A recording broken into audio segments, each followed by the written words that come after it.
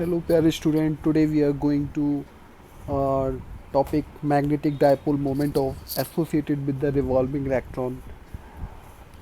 इसके अंदर हमें, जैसा कि हम जानते हैं, किसी भी एटम के अंदर central part of the atom is the core part of the atom, जिसे हम बोलते हैं न्यूक्लियस, जिसे बोला जाता है, जहाँ पर entire mass and entire almost entire charge of the atom is concentrated, जिसको हम न्यूक्लियस बोलते हैं.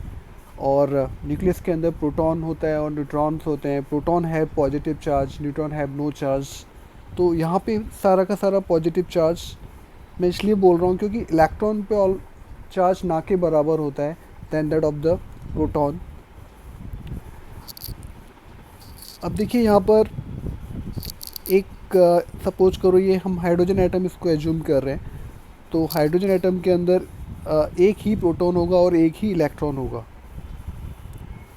इलेक्ट्रॉन सपोज करो क्लॉकवाइज डायरेक्शन में आ रहा है, इस डायरेक्शन में घूम रहा है, तो उसका करंट का डायरेक्शन क्या हो जाएगा? एंटी क्लॉकवाइज हो जाएगा, क्योंकि direction of current is opposite to the direction of motion of the electron. हम इसकी रेडियस r मान लेते हैं. तो जब भी कभी किसी भी लूप में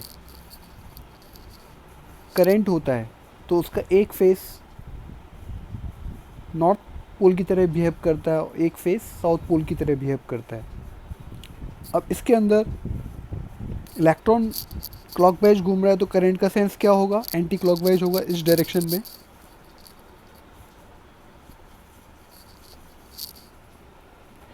यदि ये एंटी क्लॉकवाइज होगा करंट का डायरेक्शन, तो ये वाला फेस किस तरह से बिहेव करेगा? नॉर्थ पोल की तरह बिहेव करेगा. और इसके जो अपोजिट साइड, पेज के अपोजिट साइड जो फेस है वो साउथ पोल की तरह बिहेव करेगा. तो एक ही पोल के अंदर, एक ही लूप के अंदर दो फेस हो गए, north as well as south. तो दोनों उसके अंदर फेस है north as well as south.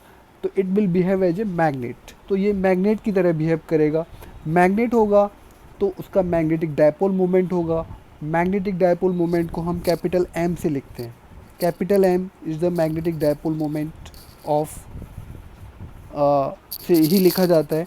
ये डायरेक्टली प्रोपोर्शनल होता है I के. जितना ज़्यादा करंट होगा लूप में उतना ज़्यादा मैग्नेटिक डायपोल मोमेंट होगा. ऐसे ही मैग्नेटिक डायपोल मोमेंट डिपेंड करता है एरिया ऑफ द लूप. वो इलेक्ट्रॉन कितने बड़े एरिया पे है को कवर कर रहा है. जब इन दोनों को हम कंबाइन करते हैं तो M इक्वल्स टू आता है KIA. के आप 1 डाल सकते हैं तो M इक्वल्स टू आ जाएगा IA.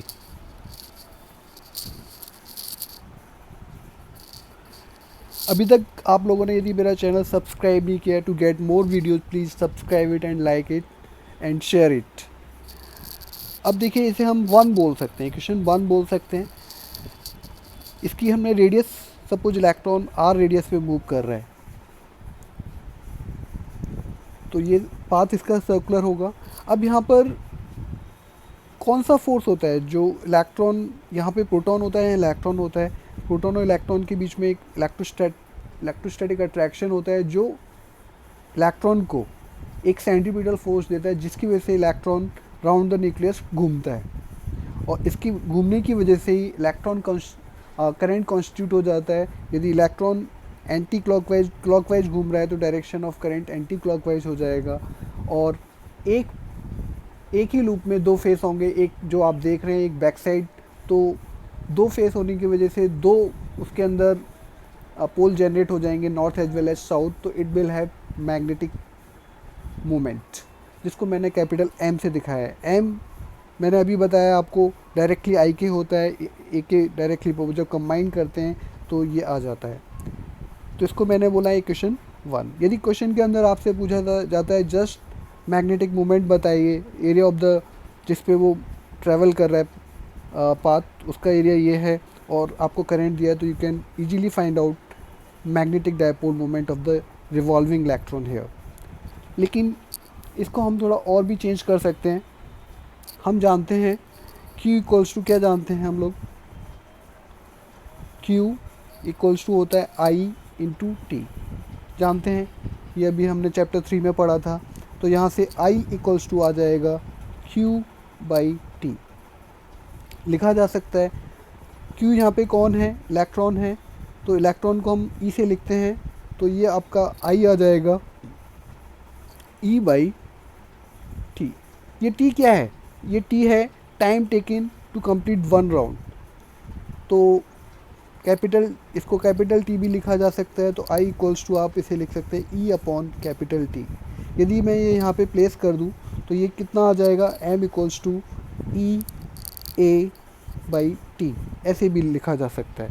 तो आपसे पूछा जाएगा कि find the magnetic dipole moment of a revolving electron to complete 1 round, have 5 second time दे देगा, एरिया आपको दे देगा जिस पे वो मूव कर रहा है, रेडियस दे देगा।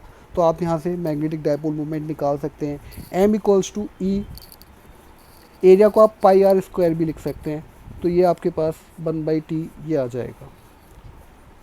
तो रेडियस गिवन होगा, टाइम गिवन होगा, इलेक्ट्रॉन का चार्ज आप जानते ही हैं, मिनिमम एलिमेंट्री चार्ज कितना होता है 1.6 × 10⁻⁻⁹ कूलम, ये हम लोग जानते हैं।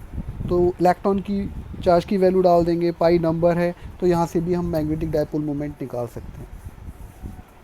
तो डिपेंडिंग अपॉन द सिचुएशन, जैसे जैसे क्वेश्चन में दिया होगा वैसे वैसे हमें मूव करना होगा। ऐसे भी निकाला जा सकता है और सिंपली ऐसे भी निकाला जा सकता है M इक्वल्स टू I। तो here are 3 ways by which we get magnetic dipole moment of a revolving electron. अब देखिए क्लास 11th में आपने पढ़ा था ओमेगा इक्वल्स टू, हम जानते थे 2π/T। ओमेगा क्या होता था, ओमेगा एंगुलर वेलोसिटी होती थी, तो displacement upon angular displacement upon time. मान लीजिए इसने यहाँ से यहाँ ट्रैवल किया पूरा राउंड, तो एंगल बनाया उसने 2π, और time taken to complete 1 round is T। तो यहाँ से आप ओमेगा T बराबर क्या आ जाएगा, यहाँ से T बराबर आ जाएगा 2π/ओमेगा। ये आप यहाँ पे प्लेस करेंगे तो ये और बदल जाएगा ये क्वेश्चन, E πr² अपॉन में 2π ओमेगा। एक पाई ने पाई को मारा तो आपके पास आ गया E⁻r²/2। तो आपके पास मैग्नेटिक डायपोल मोमेंट आप ऐसे भी लिख सकते हैं। तो सिचुएशन के अकॉर्डिंग हमें मूव करना पड़ेगा। यदि क्वेश्चन के अंदर एंगुलर वेलोसिटी दिया है और रेडियस दिया है, तो आप ये वाला फॉर्मूला यूज कर सकते हैं मैग्नेटिक डायपोल मोमेंट निकालने के लिए। इसे आप इक्वेशन 2 बोल दीजिए। इसमें एक और ट्रांसफॉर्मेशन हो सकता है, M इक्वल्स टू EF/A। इसको ऐसे भी लिख सकते हैं, F फ्रीक्वेंसी होता है इन्वर्स ऑफ टाइम पीरियड, तो ये ऐसे भी आ सकता है। अब देखिए according to Bohr's second postulate, electron सिर्फ उन्हीं ऑर्बिट्स में रिवॉल्व करता है जिसमें उनका एंगुलर मोमेंटम किसके मल्टीपल होता है। एंगुलर मोमेंटम क्लास 11th में आपने पढ़ा था, mv/r इक्वल्स टू बराबर होता है किसके, NH/2π।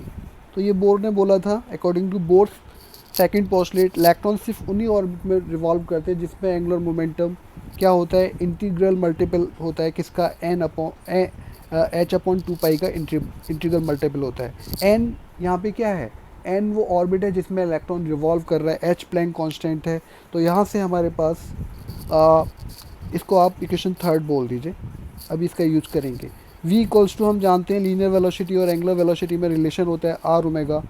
तो यहाँ से हम इसको थोड़ा मॉडिफाई कर सकते हैं, m r omega into r equals to NH/2π। यदि इसको ध्यान से देखें तो यहाँ से हम ओमेगा r² इक्वल्स टू निकाल सकते हैं NH/4πm। बाई सब्स्टिट्यूटिंग यहाँ पे यदि क्वेश्चन 2 में इसकी वैल्यू रख दूँ तो m हमारे पास आ जाएगा, m आएगा आपके पास E/2 इंटू, ये यहाँ पे 2 ही है, 2 है, अभी बाद में 4 होगा। तो यहाँ पर NH/4 टू पाई एम। इसको फर्दर मल्टीप्लाई कर देते हैं तो आपके पास आ गया एन बाहर ले लेते हैं ई एच अपॉन 4 पाई एम, ये कैपिटल एम आ गया। इसको आप ऐसे भी लिख सकते हैं एन म्यू बी। अभी मैं बताऊंगा म्यू बी क्या है। म्यू बी को देखिए आप ऐसे, यहाँ पे म्यू बी जिसे हम बोर मैग्नेट्रॉन भी बोलते हैं, जिसकी वैल्यू कैसे आएगी ई एच अपॉन 4 पाई एम। अब देखिए ई कितना है, इलेक्ट्रॉन का चार्ज है, एच प्लैंक कांस्टेंट है, 4 पाई नंबर है, M mass of the electron, ये सभी कांस्टेंट है। और कांस्टेंट मल्टीप्लाई डिवाइड करके हमें एक कांस्टेंट वैल्यू ही देंगे। तो जब इसको सॉल्व करेंगे तो म्यू बी विल कम कितना आएगा 9.27। जब इसको सॉल्व करते हैं इलेक्ट्रॉन की वैल्यू डालेंगे, प्लैंक कांस्टेंट की वैल्यू डालेंगे, 4 पाई 9.1 10 की पावर -31 डालेंगे तो we will get a on solving we will get, मुझे याद है 9.27 इंटू 10 की power -24 ampere metre square.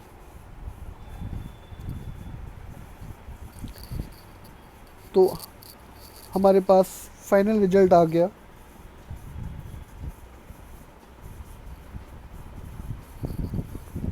m equals to N mu B.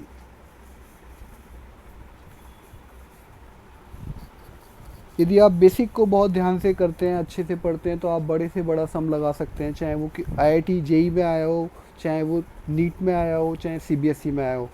To grip on basics to score good in further exams.